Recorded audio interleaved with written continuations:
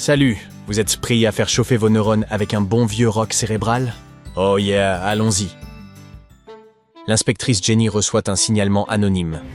L'un des 3 clients de ce café serait un voleur. Saurez-vous l'aider à identifier le coupable?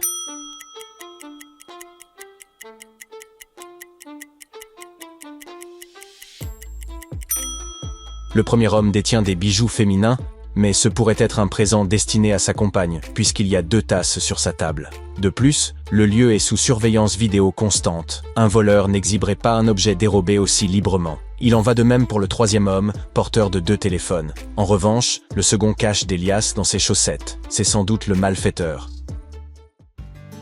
Catastrophe. Un client vient de s'effondrer dans une petite boutique. Il faut l'emmener d'urgence à l'hôpital, mais le commerçant ne dispose pas de véhicule. Parmi les 3 voitures visibles, laquelle devrait-il tenter d'arrêter pour demander de l'aide?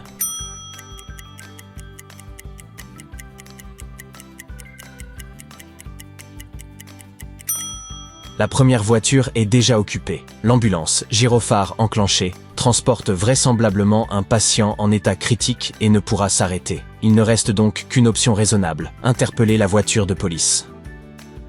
Les voici arrivés à l'hôpital. Il faut désormais choisir l'une des 3 entrées.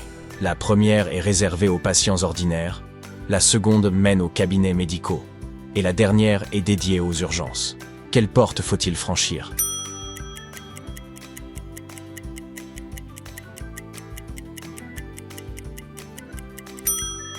Les 2 premières sont déjà saturées. Il vaudrait donc mieux entrer par le couloir des cabinets médicaux afin d'y solliciter l'assistance du personnel soignant. Sophie fait face à un casse-tête. Elle doit ouvrir une boîte mystérieuse, sans recourir à ses mains. Elle s'épuise à chercher une solution, absorbée au point de ne pas remarquer l'arrivée de son ami. En trébuchant, elle se tord la cheville et chute sur lui. Il l'aide à se relever et soudain, une idée lui vient quant à la manière d'ouvrir la boîte. Auriez-vous deviné laquelle?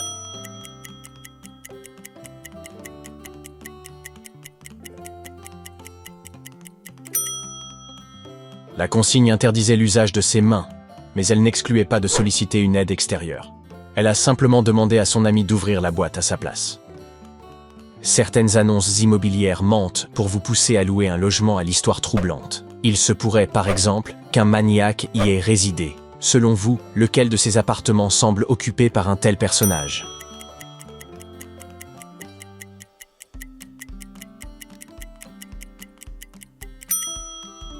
Les photos du 2e appartement dégagent quelque chose d'inquiétant. Peut-être s'agit-il du tableau de chasse de notre tueur?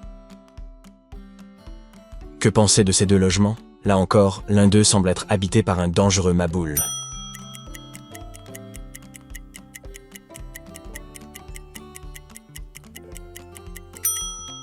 Cette tache évoque un objet que seul un esprit dérangé conserverait chez lui. Wendy s'est retrouvée enfermée dans une pièce sinistre, dont la seule issue est protégée par un mot de passe logique. Pour s'échapper, elle doit choisir parmi 4 objets celui qui n'a pas sa place ici. Seriez-vous en mesure de l'aider à faire le bon choix?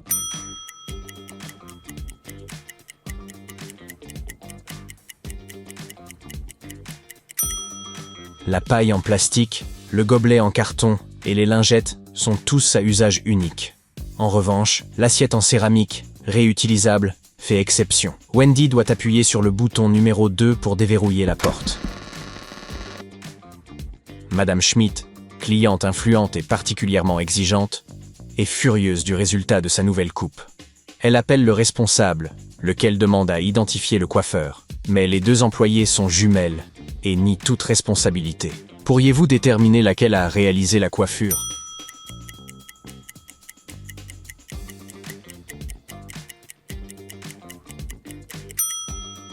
C'est la jumelle de droite.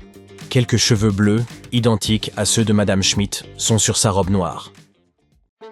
Un coffre-fort a été dérobé dans une demeure luxueuse. Seul indice, une vidéo montrant brièvement le cambrioleur. Quelques jours plus tard, Lena, l'héritière, rencontre un homme séduisant qui manifeste un vif intérêt pour elle. Elle l'invite chez elle, mais son père, méfiant, alerte immédiatement la police. Pourquoi donc?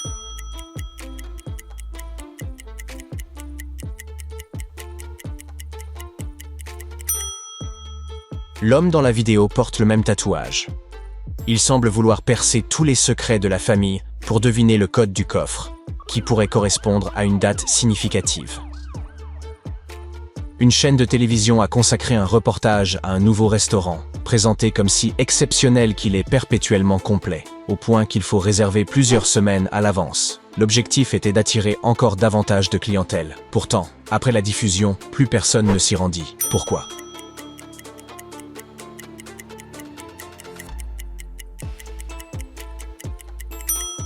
Les téléspectateurs ont remarqué, dans le reflet d'un miroir mural, que les prétendus clients n'étaient en réalité que des silhouettes en carton. Personnellement, je n'irai pas non plus.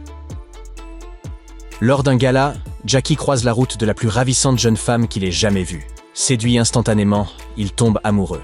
Mais hélas, elle est déjà mariée. Saurez-vous déterminer lequel des hommes présents est son époux ?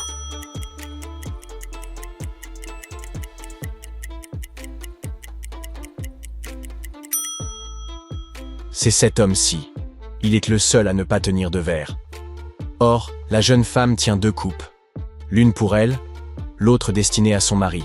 Désolé, Jackie. Malgré ses déceptions, Jackie ne renonce pas. Il poursuit sa quête et accepte un rendez-vous avec une jeune femme rencontrée en ligne. Dans son profil, il précisait rechercher quelqu'un d'honnête, même sur les moindres détails. Au cours de leur échange, il lui demande si elle est une vraie blonde. Lorsqu'elle affirme que oui, il met immédiatement fin à la rencontre. Pourquoi donc ?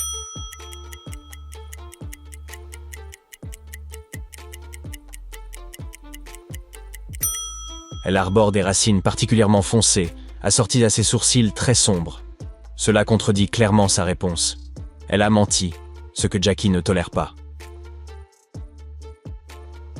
Sarah et Johnny sont à la recherche de leur première maison. Leur agent immobilier leur présente 3 biens. Le premier jouit d'un emplacement idéal et d'un prix très attractif. Le second est spacieux, et là encore, le coût est avantageux. Le troisième, en revanche, paraît moins séduisant, bien qu'il soit proposé au même tarif. Laquelle de ces maisons devraient-elles choisir ?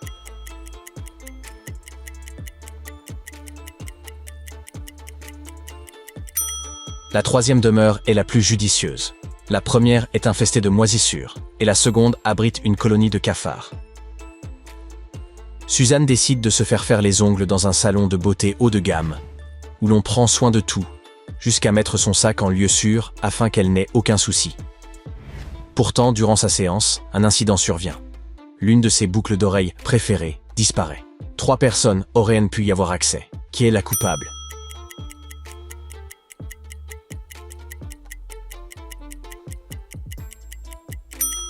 Il s'agit sans doute de la réceptionniste. Elle ne porte qu'une seule boucle d'oreille, identique à celle restée dans le sac de Suzanne. Karine assistait à une grande fête lorsqu'on lui subtilisa son portefeuille. Catastrophe. Sa carte de crédit s'y trouvait, mais il ne contenait pas de liquide. L'enquête de la police permit de restreindre le cercle des suspects à 3 individus. Sam affirmait chanter au karaoké, ce que plusieurs témoins confirmèrent. Jim prétendait avoir patienté 40 minutes devant les toilettes. Quant à Judith, elle assurait qu'elle était assez riche pour ne pas convoiter la carte de crédit d'autrui. Qui ment ?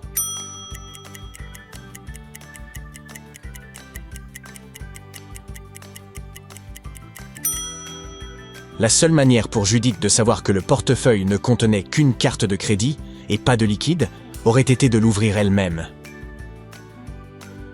2 jeunes femmes partagent une table dans un café. L'une évoque l'article qu'elle rédige pour son journal, tandis que l'autre se plaint de l'attitude distante de son compagnon. Certaines de leurs répliques semblent se répondre, mais le reste du temps, leur dialogue paraît incohérent, comme si elles se coupaient mutuellement. Que se passe-t-il réellement ?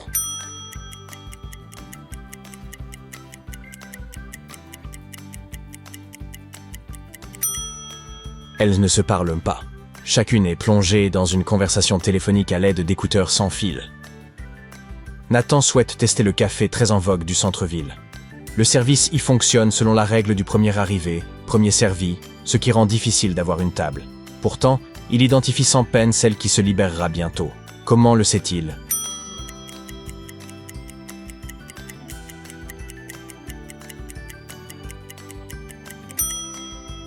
Il remarque une addition et de l'argent sur la table. Cela signifie que les clientes s'apprêtent à partir. Nathan n'a plus qu'à s'installer dès qu'elles se lèveront. Une artiste renommée dévoilait sa dernière œuvre au cours d'un vernissage. Tandis que l'assistance contemplait la toile, quelqu'un en profita pour dérober une ancienne pièce d'une immense valeur. La police interrogea les personnes présentes et retint 3 suspects. Steve, le serveur, disait être affairé à distribuer des rafraîchissements. Mark, musicien professionnel, affirmait jouer du piano au même moment. Et Nathalie prétendait s'être éclipsée pour un appel téléphonique urgent. Qui ment?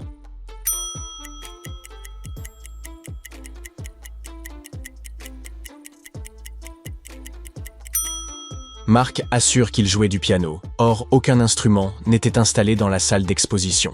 C'est lui, le voleur.